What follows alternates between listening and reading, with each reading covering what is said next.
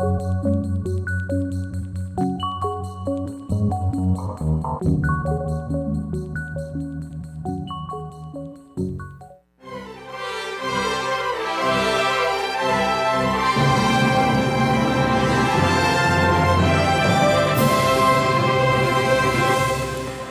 亲高早，欢迎收看今仔日5月30公视台语台早起新闻，我是柯兴竹。节目一开始，咱赶紧来关心风台。气象局伫昨暗8点半已经发布中度风台马娃的海上风台警报。拄则8点40的时，气象局嘛有针对风台目前上新的状况做出说明。咱来听气象局是安怎讲的。大家早安。气象局已经在昨天晚上8点半，针对今年第2号台风马娃发布海上台风警报。而至于今天早上目前的位置，它的中心距离鹅銮鼻东南东方大约470公里的海面上，它的暴风圈正笼罩着巴士海峡跟东南部海域。我们要请在这附近的作业船只一定要严加戒备。我们预估台风未来以非常缓慢的速度向北北西的方向移动，到明天早上这个时间点，它只来到鹅銮鼻东方大约400公里的海面上而已。由于它移动速度非常缓慢，所以它未来浪对我们还是造成非常明显的影响，而风在今天会持续的增强。至于降雨的部分，主要会在迎风面的东北部、北部山区跟东部这些地方。我们先来看一下浪的部分。从最近浪的观测可以看到，黄色代表已经达到长浪的标准，橘色代表这些地方达到巨浪的标准。从昨天的空间分布，看台湾周围的海域来看，在东北角到东半部海域，到恒春半岛这地方，甚至到马祖这些地方都有观测到长浪，尤其在东南部海域，就台东、兰屿这些地方都来到巨浪的标准，浪是非常的大。我们在预估今天的预报上面可以看到，今天白天的时候，黄色的地方代表是未来有3米以上的浪高分布的地方，而绿色代表2米的地方。这代表是说，除了刚提到的东北角、东半部、恒春半岛这些地方之外，其实在台湾海峡这个地方的浪高也逐渐来到2米以上。尤其从今天白天到今天晚上的分布，可以看到黄色的区块就是3米以上的浪高，包含了澎湖近海跟中部近海，显示浪也是逐渐增强，请大家尽量避免前往海边活动。至于风力观，头听到的是气象局上新的说明。气象局伫昨暗8点半已经发布中度风台马娃的海上风台警报，对今仔日开始，包括大台北、东半部拢会开始落准雨，尤其是东北部、宜兰、甲花莲到界山区，雨有可能会落甲真粗。风台伫明仔载甲后日会上挖进咱台湾，也过伊的强度会豆豆减弱。海边啊，风险正大。气象局昨晚8点半发布中度风台马娃的海上风台警报，警戒区域包括巴士海峡加台湾的东南部海面，也予离北伫咧宜兰情人湾海边啊找女学生的搜救任务更加困难。台北市长蒋万安昨晚到灾害应变中心主持风台警备会议，讲自今仔日开始，台北市也有可能有7级以上的强阵风，各局处要特别注意。那这部分一定要做好万全的准备，防患未然，料敌从宽，御敌从严。今仔日日时包括大台北加东北部地区，雨会一阵一阵，尤其是东北部加宜兰花莲交界山区，雨会较大。宜兰太平山有景城休园到6月初2，南势列岛来回台东的交通船今仔日也是无开，嘉义布袋来回平湖马景的航班今仔日明仔载2天也拢停航。估计风台伫咧向北平线的时阵，强度会愈来愈细。而在周3到周4，台风会逐渐开始转向往北移动，通过台湾东方的外海。在它北上的这段过程中，由于整个环境是比较不利台风发展的，因此它在往北移动的过程，预计强度会逐渐的减弱。气象局讲，海上风台警报可能会加3天，风台上挖台湾的时间是拜3、拜4、拜5向东北边行，离台湾较远了，才会减弱这些轻度风台。自今仔日开始，雨拢落伫咧东半部，西半部的天气较稳定，两边差真多。这个台风呢，最主要迎风面都在东半部，那西半部呢，就是属于背风锋面，甚至还有一些焚风或下沉气流，所以东半部呢非常的阴天，然后有阵雨，风浪非常的大。那西半部呢，基本上都是一个很高温热浪，中午高温大概都有35、36度的机会。气象专家讲，这礼拜将会是马华州，因为风台行的速度比预期较慢，这礼拜拢会影响台湾的天气。也提醒，若是6月初2到初4要去日本、沖縄或旅游的民众，要注意航班的消息。记者综合报道。那马华风台进前是扫过关岛，关岛的机场关起来，有110个咱台湾的旅客调伫遐已经调1礼拜。新华航空伫昨昏风台过了后，赶紧派飞行机甲旅客接转来台湾。有旅客就表示，因伫遐过7天无水无电的日子是真艰苦，家在拢平安，会当平安转来就好。调伫关岛7天，100多位台湾的旅客总算转来桃园机场。新武航空伫较早起派一台空机去关岛载旅客，下昼5点多从关岛起飞，暗时7点多平安转来到桃园机场。这几天在那边的生活怎么样？水深火热。怎么说？不是水深火热，根本没有水。我们从5月13号要回来到今天，所以就是今天是5月29号，所以我们应该是度过了6天晚上，所以应该是整整延迟了7天。廖小姐带3位是大人出去耍，即马平安顺利转到台湾，伊讲会当转到厝的正好。因为马华风台侵袭关岛，关岛的机场封起来，一直到当地时间2到下昼3点才恢复起工。迄当阵无水无电，建筑物内面还阁漏水淹水，旅行团爱家己找食的较大的所在。饭店我们要自己去寻找，而且饭店很多都是淹水嘛。对啊，他是这样说可以保留那个收据。我们一天光是我们的吃穿用度，我们可能一个人可能也要花掉了几百块到1000块这样子。调伫关岛7天，总共有109位旅客转到台湾，另外有6位旅客伫咧关岛继续续落来行程。因为马华风台对关岛造成正大的灾损，美国联邦紧急事务管理署派工作人员协助处理，包括空军运输机载人员甲物资，还有2台海华巡逻队的快艇，拢已经到位。记者综合报道。赶紧来关心今仔日的天气。风台马娃目前伫五南偏东南东平向北北西行，其中宜兰花莲今仔日雨会上明显，而且嘛有局部大雨。咱同齐来看分图。受风台外围环流的影响，今仔日伫这方面雨水会较高，北部、东半部是局部短暂阵雨，其中宜兰花莲雨会较大，嘛较粗，而且有的所在佫会上大雨。也若伫中南部，今仔日颠倒爱注意高温，天气会真烧热。受风台外围环流沉降的影响，中南部高温有35度至36度。气象局嘛有发布高温的警报，其中伫台中、台南、甲高雄拢是发布柑仔色的警报。嘉义县市、彰化、南投、云林、甲屏东，也有金门是黄色的警报。另外，嘛要提醒乡亲，今日巴士海峡、台湾沿海风影拢会较大，尤其是东半部、南屿，也有绿岛、恒春半岛在沿海会出现6米以上的海影，提醒乡亲唔通挖进海行。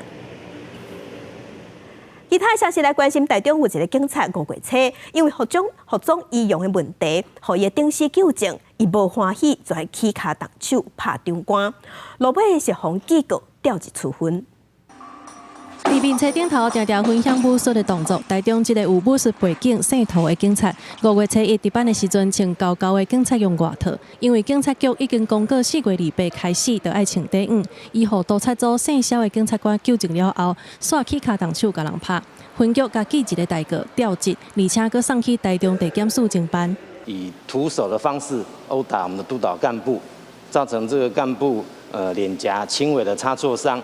眼镜也有受损的状况，予以记一大过，调整服务地区。那另外涉及刑事毁损、伤害还有妨碍公务的部分，我们另外函请台中地检署侦办。第4分局表示，姓涂的警察做6冬外，常常行为失常。伊讲家己精神状况无好，有就医的记录。警察工作宽裕推动协会常务理事施家成认为讲，警察界长期放目基层警察的心理状态，咨商的时更较有歹听话传出来，所以有需求的警察颠倒唔敢出声。很多人会怕去做心理咨商，然后就被认定是那种有问题的远景，长官会把那个远景从原单位调动至警备队或者是其他的职位，他会有同事啊、长官啊一些异样的眼光，那个也会造成当事人其他的压力。最近包括桃园超商拍警察的案件，警察伫压制嫌犯了后，佫摕棍仔甲拍，互人积极执法上超过。所来中华佫发生警察伫休困的时阵，赛车甲人逼，互人并车受伤。专家表示，勤务过重也佫有长期疲劳，拢有可能互警察伫压力事件的判断失去准则。医师建议，警察局应该爱伫警察出勤进前进行身心状态的评估，若准状态无好，应该爱调整因的勤务，也是互伊休困，才会当避免类似的事件再度发生。记者综合报道。嘉义市有一个议员已经过身，也毋过伊有一个女性的朋友，所以一直拢住伫议员的研究室和会馆，而且已经住20档啊。检方即马嘛已经介入调查，看敢有违法情节。规间先看到小型办公室，另外一边是房间规空间有2套位的设备，是嘉义市议会议员研究室，提供予议员休困也是参详议事。不过好像就有研究室，互人登记占用。那其实我们那时候议会就有通知我们，就是说基本上我们就是做公务上的使用。无事，目前这边也无外口用房间嘞。有议员讲，使用前议会就通知敢来当用伫公务袂使住。议会是讲4月中职工登记占用的时阵，这个查某囡仔已经互人追讨不当使用费6万4，人已经搬走。赵姓退休员工目前已经没有在住在这边，拍到是他有在议会出入，但是他没有在居住在这里。查某囡仔身份好亲像都是嘉义市已故议员黄正南的朋友。黄正南的查某囝黄路辉目前是现任嘉义市议员。推测查某囡仔大的期间，为黄正南担任议员期间，一直到黄路辉上任，是不是有牵涉到不法？嘉义地检署已经分他日案调查。之前，本署因并未接获检举或者申告，故无相关案件。自该报道之后，本署业于日前签分他案侦办中。面对这个黄路辉拒绝受访，不过顶个月捌出面回应，所有指控拢是无影无迹，无占用研究室，嘛无不当得利，也怀疑是因为党内立委初选的选举恩怨，互人乌白无实在指控。记者综合报道。在甲乡亲同齐关心今仔日报纸的重点，咱先来看《自由时报》。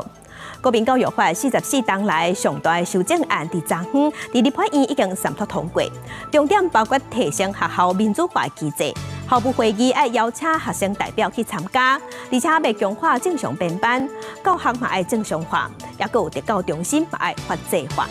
来关心《中国时报》。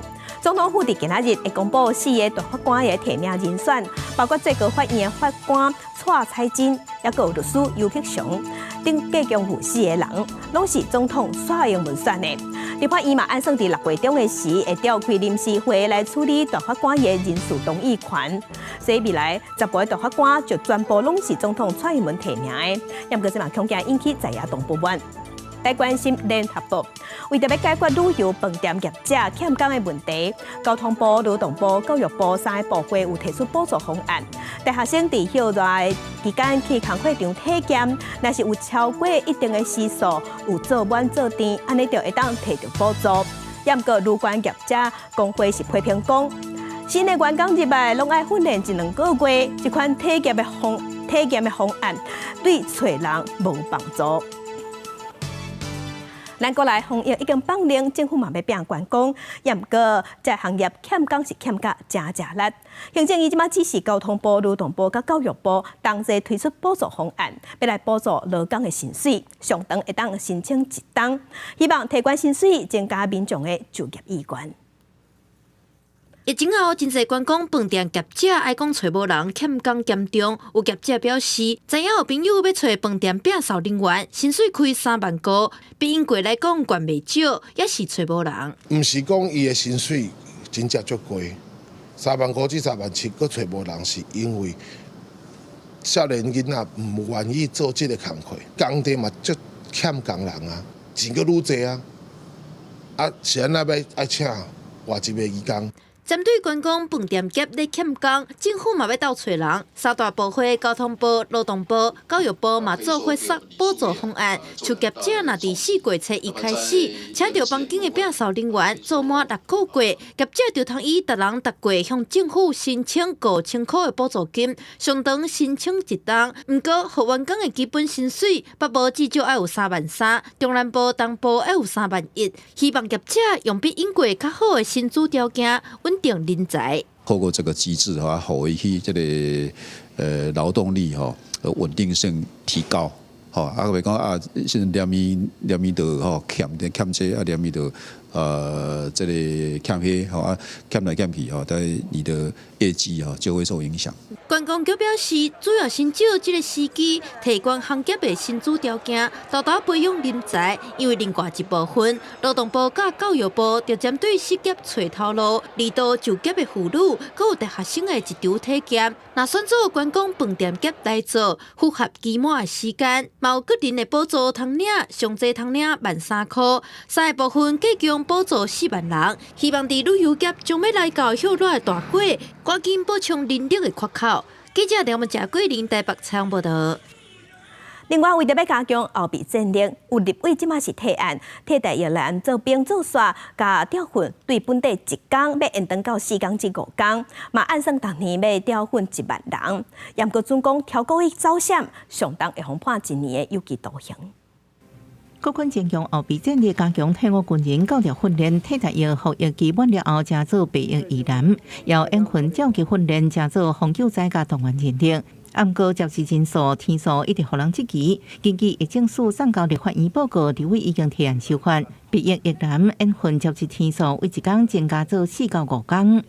毕竟替代役的训练、新训只是基本的一些训练而已。我是觉得可以去修改一下，看能不能配合国军、结合国防部一起去做一些演训的内容。我希望知道在战争时候，我可以做点什么。只要教招能够确保他的课程内容是在这个方向的，觉得我自己会乐见其成。有人较关心训练内容，后备军人薪资高调，甲要修法的替代役备役役男延训照去比起来，薪资高调14工，替代役调训4到5工。今年按算22000人接受14工的高调，替代役调训拍算每年调训1万人，希望提升战备能量。要立法提案修法，未来备役役男，若报告无参加，或者是想要避免调训，恐惊处1年以下有期徒刑、拘役，或者是9万块以下罚金。是因为没有法则，所以大家对于这个替代役备役时候的演训，并不那么的认真的投入，甚至轻忽它。故意性的啊，我觉得有相对的一些法则的条款，我觉得这个都是在立法的这个基础态度上面是可以趋于一致的，也不需要造成不公平的一些想法。因为认为，不管是上备役或者是替代役，拢有投入高调调训的责任。甲后备军人无故无参加高调，可能面临刑罚比起来，替代役备役役男若故意无参加高调，煞无法则弹劾，应该爱拢共款。记者综合报道。国际新闻来关心，乌克兰是对外指控俄罗斯军队发射要60架无人机去攻击基辅，虽然拢有互因拍落来，也毋过嘛不幸造成一个民众死亡。乌克兰总统泽伦斯基就对外表示，这无人机拢是伊朗做的，所以要对伊朗实施制裁。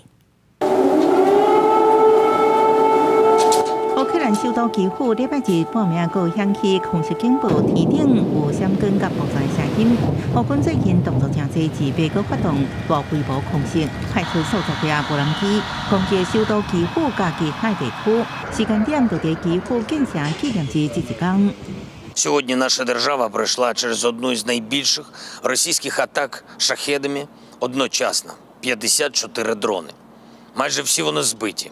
乌克兰军方也后指出，乌军发射无人机有59架，攻击时间5点外钟。乌军拍落58架手术风扇，暗过因为有一个男性不幸互落来碎片去攻掉死亡。空袭地区附近的居民讲到，迄时阵情形依然是真青惊。Я ж кажу, я живу в дев'ятиэтажці, то в 17 номері. І от коли сьогодні почалась тривога в 7 хвилин на другу, я вже й не спав.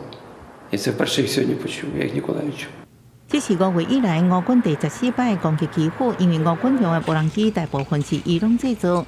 乌克兰总统泽伦斯基已经向国会提出议案，要对伊朗实施50年的制裁，包含全面禁止甲伊朗贸易等。伊朗反驳表示，因的无人机是伫俄乌战争以前提供予俄罗斯所被西方媒体炒作放大。莫斯科当局暂时无针对上新的攻击行动发表讲话。公司新闻7万000页。来关心。今仔日国际上还阁有啥物大代志？甲乡亲咱同齐来去看世界。北韩的媒体是报讲，北韩伫6月份要发射一粒间谍卫星，要即时监控美国和美国盟友的军事行动。日本是表示，因已经有接到北韩的通知啊，不过日本嘛提出警示，讲平壤恐惊是咧违反制裁，即马正在进行弹道飞弹的测试。来关心中国政府要管控网络言论，即马阁扩大到公务员的体系。广东省政府上新呢对公务员提出新的政治审查，要做公务员唔但爱考试，阁爱交出因个人的抖音、微信、甲微博，才社群媒体的口罩和密码，要看因进前伫网络顶悬拢咧写啥物。来关心中国伫南海的军事行动，即马是愈来愈济、愈来愈扩大。周边的国家嘛积极咧合作，要对抗中国。美国、日本和菲律宾就已经对外宣布，6月1到6月7，因3个国家要联合军演，要展现团结对抗中国。来关心能源政策，即马已经正做2024年每年总统大选热门的议题。这是因为民进党的热情就发出讲，紧急的时会当用核能，这互外界认为讲，这敢是2025年恢复家园的政策要跳票啊。侯友宜，国民党的侯友宜是表示，伊早就讲过啊，2025年恢复家园做袂到，所以伊讲核能就是伊的选项。那行政院即马是出来强调讲，恢复家园的愿景是咱台湾的共识，政府的立场无改变。2024总统大选焦点放伫能源政策，民进党总统参选人赖清德伫北港台参加校园总统马拉松活动的时阵，被问到两环建中天然气无法度进口的时阵，如何应应能源问题？赖清德提出核能紧急使用话题，也引起国外关注。民进党的2025恢复家园路线是不是要放零呢？核三厂在2025年到这个运转的这个年限啊，在这种状况之下，目前相关单位有在规划，已经这个停机的这一个核能机组啊，维持一个可以未来紧急使用的这种情况啊，以备不时之需。进前新境界文教基金会副董事长董祖贤主张重启核议核议，蔡总统伫执政7周年记者会回应，迄是个人看法，实际执行上有一定困难。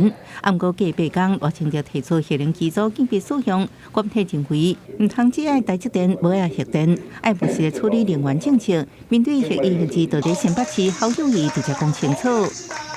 林镇长说了2025非核家园。我一直说，这是做不到的。我一定会把核安一定做好，核废料妥善的处理，核能就是我的选项，在多元配比里面的一种。任何东西都是有代价，那你要发展高耗能产业，那你就要，那你不能说。我要台积电，我不要核电。我的态度啦，不要老是打高空。还有一点呢，要很务实跟老百姓讲。民进党团批评核能只有启用甲无启用无应急的方法。民进党政府出面说明，核三是不是应急？若无一切拢是空话。赖清德竞选办公室澄清，核电备用讲法是用极端外部状态所抵说国安风险前建造背景来思考，呼吁在野党千万唔通斩头去尾。行政院是表示，恢复家园的环境是台湾共识，政府对这目标的立场从来无改变。记者综合报道。副总统赖清德提出紧急的时，会当互停机的核能机组搁再运转。针对这个部分，经济部长王美花是对外强调，这牵涉法规，社会嘛爱有共识。也若有学者是认为讲，咱台湾应该爱互核一厂甲核二厂的机组延后退休。也毋过反对的学者就批评讲，核废料的问题拢无法度解决，搁想要用核能，实在是伤含。核能厂议题，搁一摆加做大家关心的焦点。副总统赖清德提出停机的核能机组紧急运用的讲法，引起民进党政府恢复家园路线是不是放量急期？经济部长王美花强调，重点是社会爱有共识。怎么样来演绎一个这个安全的使用机制。那当然也需要跟国会来进行沟通，取得社会的共识。目前协议已经展开度役作业，基础牢固，协议通过度役计划，尤其使用过燃料棒储存是一个问题。核三是度役计划审查当中，核四是封存当中。不过，亲像德国因为俄乌战争技术人员欠缺，和核电厂延后执行。日本也为稳定能源供给，加介绍这2年陆续中起停用核电厂，拢是特别案例。他应该先想办法让这4部机组先研议，取得执照之后，才有办法转为备用。进入除役的状况，突然说要继续使用这也是蛮不可思议。核三厂现在也在进行第2阶段的环境影响评估的审查，这面大家去注意这件事情。长期反核学者反对核电厂中起使用，环保团体也认为，亲像已经度核的核电厂，用用过燃料棒的水池早就不满，那应决定放嘞。光说用过燃料棒要退到水池，就已经无路可退了。用过燃料棒的那个水是已经没有办法再放了。原能会并没有收到相关的案件，所以我们也不清楚相关的内容。对核电厂紧急运用，原能会无明确回应，不过伫2至9三度通过核安会组织法，将能源会即卖2级部会改制做核安会，相当是运安会3级独立机关，将理核资保防监督加核资保安管制这业务。记者综合报道。国民党宜兰县议员黄玉琪进行第2会议时，针对消防员同性骚扰案件，伊是讲出一寡性别歧视的言论。即马时代力量昨昏宣布，要发起罢免黄玉琪的联署。那民进党团嘛批评国民党无注重性别平等。为着互看者，就要休困偌久？安尼讲的，我嘛来互看者，有当休困无？伫个县议会即阵，针对受到性骚扰的女消防员的代志，伊讲因为互看一个，就会当休困真久。那安尼，我若互看，敢会当休困咧？讲出这个歧视的言论，宜兰县议员黄玉琪因为要求民进党女性的议员，甲声援受到性骚扰的女消防员的标语摕落来。最近少年选举红标出伫咧县议会即阵的时阵，伊的发言一直歧视女性。时代力量29决定要发动罢免。从今天开始，我们将正式发起罢免黄玉仪的行动，来下架这样一位不适任的议员。平权教育不能等，县府消防局说清楚讲明白。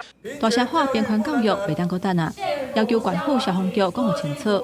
民进党宜兰县议会党团是大力谴责黄玉琪，讲伊有语言的歧视。嘛，这个宜兰县长林祖苗针对议员有争议的发言是拢放外挂，完全看无国民党对性别平权的重视。因为黄玉琪的罢免案，第1阶段需要400份的人数，才当进入第2阶段的听书，而且爱等到年底，黄玉琪的任期满1年，才当上选委会来提案。消防员的这个事情，县府当然有依程序在处理中，因为这个事情我们党他们根本议会都没有跟我们党部联系。是，那我们党部只有不晓得这个来闹怎样来，不晓得。针对性骚扰的案件，县府讲拢有按停书处理，而且嘛有甲当事人直接，看敢会当互这件有争议的代志顺利结束。国民党宜兰县党部针对时代力量要对党籍议员提出罢免案，因讲对这个案件，因是唔知头唔知尾，嘛袂介入。因人黄玉琪敢若发声明讲，那是因为伊的发言造成相关人员的困扰甲无爽快。伊愿意回失礼，针对时代力量发起的罢免案，伊愿意坐落来沟通。不过时代力量也是质疑讲，黄玉琪公开讲正口倒写，今嘛阁想要甲代志扫掉，所以因会继续罢免的停书。记者综合报道。那立法院已经3读通过败恶条款，黑洗钱、枪击甲毒品，互判刑确定的人，这4人拢袂使阁参选。除了陈水扁的后生陈志忠无法度参选，已经互提名要参选立委的国民党立委林文水嘛会受影响。那去年拄选调金门县长的陈福海嘛，因为捌受人黑洗互判刑，所以即嘛确定无法度去竞选连任。法律界即嘛是有人认为讲，因为这条文有可能违反宪法，侵犯人民的参政权。立法院2日3读通过选罢法修正案，明定触犯乌金称道等罪，终身袂使参选。已经得到国民党提名参选云林第1选区的现任部分区立委林文水，29日面册宣布，20年前捌乌洗，互法院宣判完刑，宣布退选。我当然会支持国民党提名的最强的人选啊，全力来辅选让绿地变蓝天啊！同款受到影响的，也有金门县长陈福海，较早捌因为互人乌西判10个月，所以无法度争取连任。面对这样新公布的法令，陈福海表示，也是尽全力做好该做的代志。不过拜5条款选通过，目前乌金倡导甲国安3法反渗透等法，未当登记为候选人。不过法界人士认为，条文牵涉到人民受宪法保障的参政权，恐惊有疑虑。这件事情很奇怪，因为他没有考虑到说这个犯行的轻重。你就直接预设了这个受刑人或者这个被告他有罪判决确定，那他将来就有可能会利用职位来这个实施犯罪。江英雄表示，限制人民参政权应该要有客观合理的依据。咱国伫宪法内底有剥夺公权的规定，即马个另外立法限制人民参政权，等有跳过法官的信任，国家剥夺公权会当期满复权。将真剥夺参政权，伫法规体系一贯性恐惊有疑虑。一旦提起改写宪法，也是有讨论的空间。记者综合报道。接下来看，伫台湾出席的辉达创办人黄仁勋，昨昏是去台北国际电脑展去演讲，伊嘛发表客制化 AI 模型，伊表示人工智慧未来会改变真侪代志。大家好。用华语打话头，甲台下的观众小酒问。辉达创办人兼执行长黄仁勋，伊穿伊招牌披衫去台北国际电脑展演讲。伊讲这是这4年来头一届现场直播演说。所落来伫个台顶提出辉达上新推出的显示卡，甲电竞笔记型电脑。伊强调功能毋但是比目前上届观看 PS 系列更较强，动量嘛真轻。We send text in. AI says, okay, this music. Okay, here, this one. I am here at Computext. I will make you like me best. Sing it with me. I really like NVIDIA. Okay, play it. I am here at Computext. I will make you like me best. Yeah, sing it with me. I really like NVIDIA.黄仁勋嘛伫个台顶正式发表形成客制化游戏角色 AI 模型 NVIDIA ACE for Games， 这是一种语音开讲的机器人，甲动画基础模型。伫个电视的影片内底，游戏的角色会当理解用互讲的话甲互动。伊讲 AI 会是未来游戏内底非常重要的一部分。Using the sound that you will be generating with your voice, animate the face, and using the sound and the expression that you're saying.Animate your gestures. All of this is completely trained by AI. 伊讲经过10年的研发 ，NVIDIA 推出 RTX 系列的显示卡，或者是运算变做可能，而且带入主流市场。因为 AI 和每一件代志看起来拢无共款啊。记者综合报道。来关心立法院3读通过再生能源发展条例修正案，即马是规定讲，新起的也是改建达到一定规模的建筑物，拢一定爱有供电的发电设备，除非是日头光不够，才会使唔免斗。将太阳能板一样件摆伫厝尾顶，伫日头照射之下，就会当一日转变做电力，也个会当节省电费，个满足用电需求。立法院3读通过再生能源发展条例修正案，增订建筑物的新建、增建还是改建达到一定规模，起造前应该设置一定装置用量以上的太阳光电发电设备。可以接受，对，因为那个这样子的大楼的话，可以用到节电。还是倾向于有公社，因为公社可能可以运动啊，或者是有游泳池，可能要有更多的宣导，让我们更了解跟太阳能板有关的相关知识，我们可能会列入考虑。伫全球节电减碳的趋势，主体正电未来会行向时行。劳资改建协会就指出，包括用电率无悬，甲受工标准拢爱纳入考量。像北部的日照率无悬，中南部光照充足较符合效益，也阁有太阳能板营造成本维护成本相对悬的情况之下，那会当用这种类，也会当达到3赢。这个奖励的值呢，可以涵盖第一个建造成本的上涨，第二个是也可以提供将来呢设置关电板之后呢，它的所需要的这个维修的成本。大建案来讲，它可能设置一定比例，那在这种情况之下，还是有一些空地可以让民众来晒晒太阳啊，或者活动啊。事实上，伫中央通过这个修正案进前，地方自治条例奖励建物厝顶装供电早已经做几啊年啊，包括湘北市、桃园、台中、台南甲高雄市，拢已经将建物设置再生能源的要求，也是奖励补助入法。民间团体认为，目前全球碳排放量大约40%来自建筑，中央应该赶紧对着脚步。会鼓励是以大建筑的屋顶为优先，那还有刚刚新建的公共建筑的屋顶，那可能小屋顶的话，那因为考量到大家的负担，可以稍微缓一点。环团表示，2009年加拿大多伦多立法要求面积超过2000平方公尺的新建物，拢要利用一定比例的厝顶空间进行绿化，装太阳光电等。另外，像德国、柏林、法国、日本、大家等，也陆续定出特定种类建物需要安装一定比例的太阳能设备的法案。主法草案应该量早提出，才会当达成能源转型。记者综合报道。咱再来看高雄的例，高雄的自治条例内底，早就要求建筑物爱设绿电。目前公家机关就有超过500个所在有设太阳光电，也毋过嘛，因为到太阳能板久了后会落落来，也是会造成厝漏水的意外。所以呢，专家即马嘛建议修法，把施工的品质抑个维护放入去法律内底。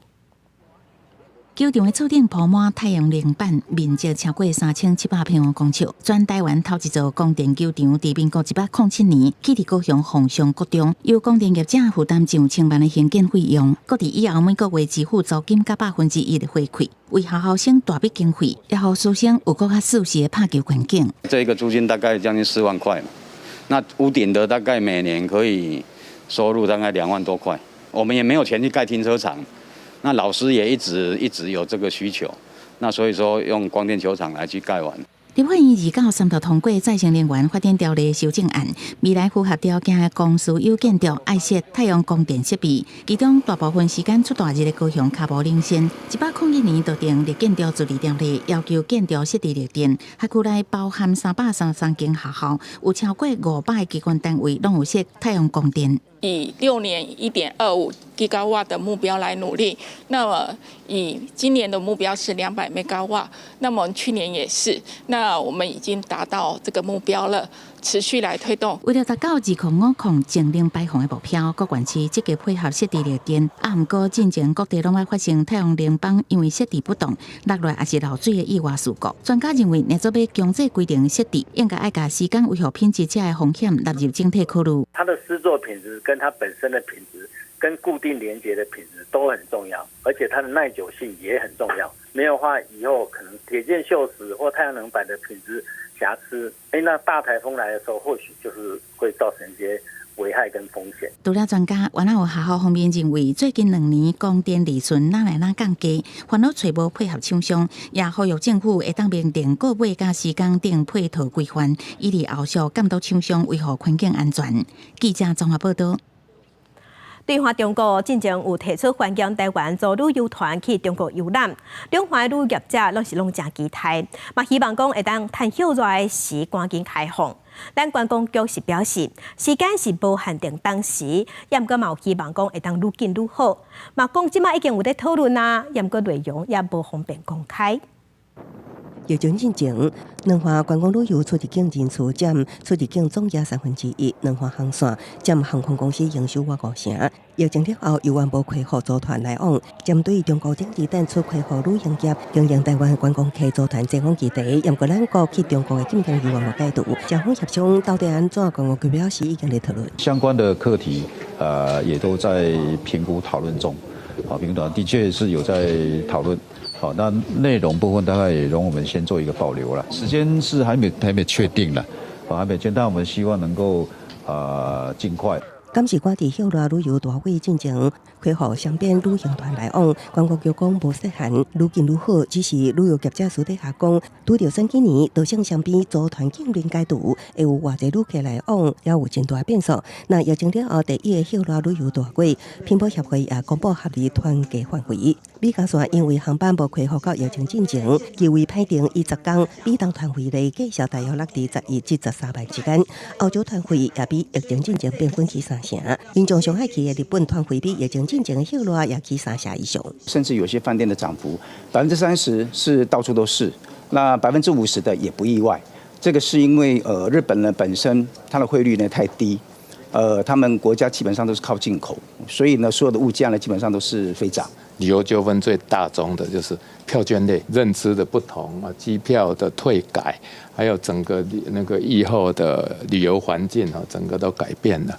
偏颇协会提醒，疫情了后航空公司改票规定较严格，旅游纠纷也较侪。大月安排出国爱提前规划，提早到机场。疫情了后，各个观光成本起，也爱有心理准备。记者综合报道。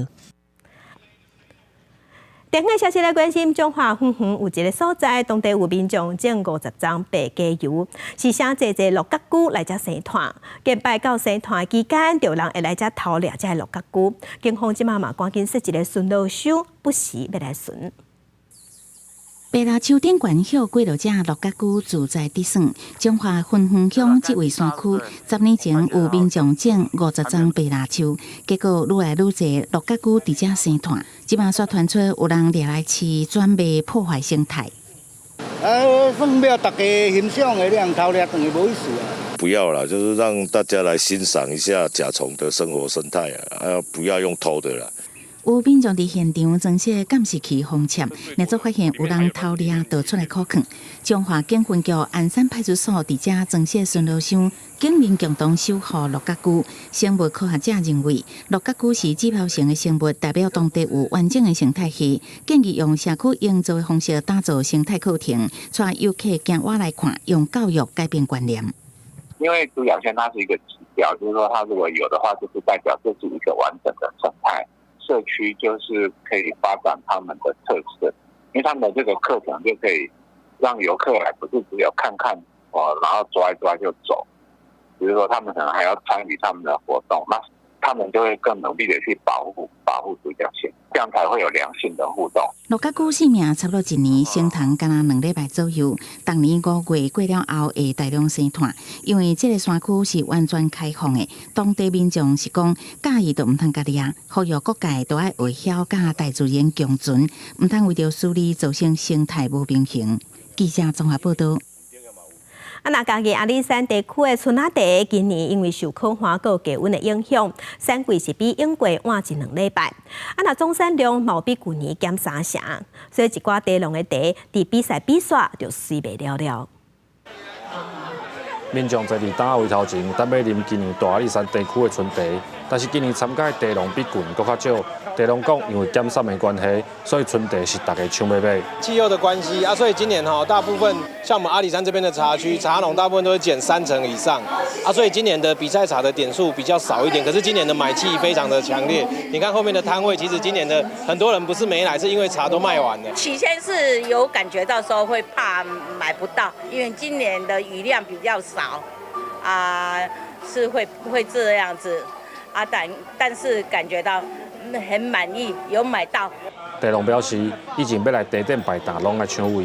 今年比赛送进的茶减少3成左右，成绩出来了后，唔那民众会买，农会嘛会向茶农买着种的茶，所以茶才会好价，搁抢市。今年的茶不错啦，但是产量比较少。虽然产量有较少，品质较好，卖气嘛较强，平均一斤茶大卖拢加50-100块左右安尼。梅山农会指出，因过举办茶展的时阵，惊单位无够引起争议，所以拢会替有着种的茶农留。今年因为减产，产生真侪空单位的状况，实在是料想袂到。记者林伟霆嘉义报道。另外，已经有360年历史的市定古迹丹德祠堂，有大师陈玉峰为的门神的作品。丹德祠堂已经把这个作品，即马关予台南市政府文资处，最近嘛当地举办展览。两吨门神踩伫咧大厅，敢若是无形的宝钻共款。只是门神照看头，这是国宝大师陈玉峰所画作品，正红漆红漆放伫咧库房，一直到丹德祠堂整修，才互发现红漆内底有贴不平的古漆。经过鉴定了后，门神才互看到。这个过程，佮找到60当前经回收据，证明讲是陈玉峰画。找到这个证据之后呢，大家就可以开始跑这个古物的流程。那也希望就是古物的流程可以赶快尽速的通过，因为这个是台湾人的宝贝。经过了解，陈玉峰画门神现出是全国村9件，其中4件伫咧府城。为了要保存这4珍贵的门神，丹德祠堂将门神关予台南市文资处。另外300外位的修复师法纪人士，帮赶紧通过高物审议，甲文物好好保存。伊用安尼做了，变做无经过古物委员去审查啊，甲监督的情况下去修整理吼，安尼就会失去变做讲伊原本当会放这座门神的上好的所在安尼。讨论的结果啊，是认为这部分它具有一个文化资产的价值的时候，我们会做与列册追踪的这样的一个决议。文主处表示，按算上紧伫咧6月份安排审查委员会勘，这个门神特定会展示到6月25，请大家来看卖，会使更加了解老门神的用料甲技术。记者李成武台南采访报道。第76届坎城影展顶日已经结束啊！咱台湾有一出陆生疗养院的纪录片《大风之岛》，伫坎城影电影内底市场展当中有摕到上大奖。导演柯雅婷伊是表示，伊希望大家看到陆生的议题时，毋是干那看到抗争，嘛当看到陆生疗养院内底时代因生命的故事。Island of the Wind。代表台湾参加法国坎城电影市场展纪录片单元提案竞赛《大风之岛》，第30几个国际竞争者中摕到大奖，1万块欧元现金奖。Filmmaking is a very, very lonely trip, and as you know that you were fighting alone. And you're fighting with your protagonist for such a long time. All the struggles you are dealing with. 大风之岛讲的是台湾陆生疗养院的事件，这届搬上国际舞台，除了引起讨论，嘛互外界看到导演柯雅婷用20档时间无放弃的拍片精神。继续前进。柯雅婷讲，伊自大学时期接触陆生议题，才知影原来新北过去有这种怪麻风病人的所在。迄当时感觉真意外，嘛开始参加相关活动，抗争记录影像。中间虽然有中断，但继续咧做。大风之岛其实就是咧讲原来迄寡时代的生命历程，安怎抵抗逼迁，安怎有尊严咧活咧，互大家看到因的勇敢，甲展开绿色者一面。But it means so much for the patients because they never been seen by the rest of the world. And then you see them, you hear their voice through cinema. That's so powerful. 柯雅婷讲，已经感谢评审团会摕到大奖，真正有淡薄意外，但对伊来讲是一个足大的鼓励，对未来影片的制作嘛有真大的帮助。大风之岛有个今年底完成，片长大约2点钟，记录基站运动之外，嘛希望时代得到应该有的尊重。记者陈亚文对有随综合报道。再去看世界，镜头来英国，英国流行服装的设计师玛丽冠今年4月份的时过身哈，伊是食到93岁。伊设计出底裙带动流行，甲大拢无替流行。英国博物馆即马当地向伊致敬，举办展览。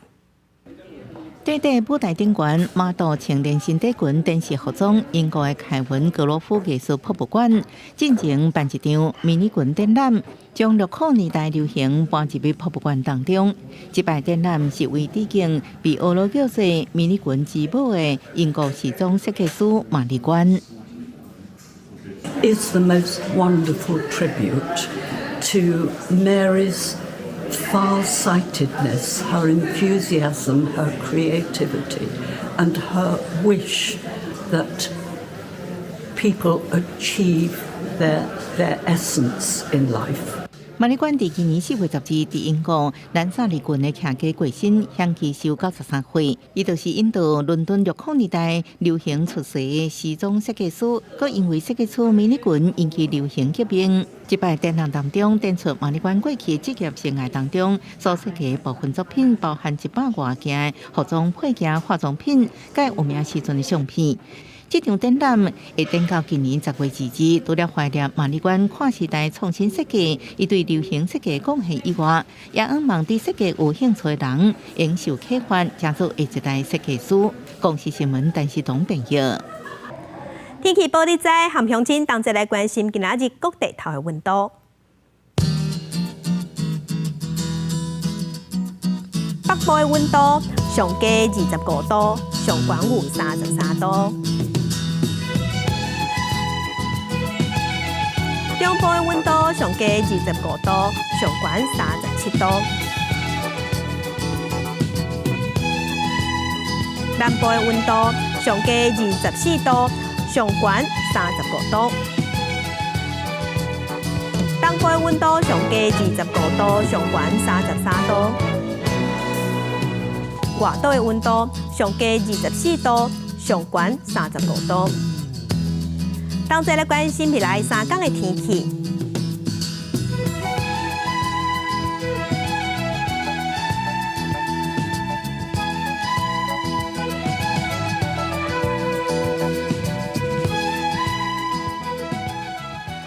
感谢乡亲收看今仔日公视台语台早起新闻，将心平安顺心，明仔载早起9点，咱再会。